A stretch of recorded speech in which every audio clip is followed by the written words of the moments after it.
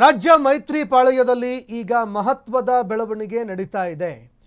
ಕಾಂಗ್ರೆಸ್ನ ವಿರುದ್ಧ ಜಂಟಿ ಸಮರಕ್ಕೆ ಇದೀಗ ಕುಮಾರಸ್ವಾಮಿ ಅವರು ಹಾಗೂ ಬಿಜೆಪಿ ರೆಡಿ ಆಗ್ತಾ ಇದ್ದಾರೆ.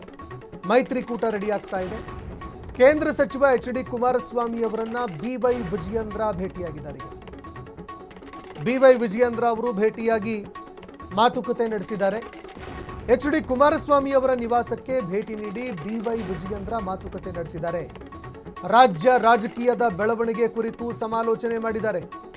ಮುಂಬರುವ ಚುನಾವಣಾ ಸವಾಲುಗಳಿಗೆ ದೋಸ್ತಿ ನಾಯಕರು ಪ್ಲಾನ್ ರೂಪಿಸ್ತಾ ಇದ್ದಾರೆ. ಮೈತ್ರಿಯನ್ನ ಬಲಪಡಿಸೋದಕ್ಕೆ ಎಚ್.ಡಿ. ಕುಮಾರಸ್ವಾಮಿ ವಿಜಯೇಂದ್ರ ಇಬ್ಬರು ಕೂಡ ಮಾತುಕತೆ ನಡೆಸಿದ್ದಾರೆ. ದೃಶ್ಯಾವಳಿಯಲ್ಲಿ ನೋಡ್ತಾ ಇದ್ದೀರಿ.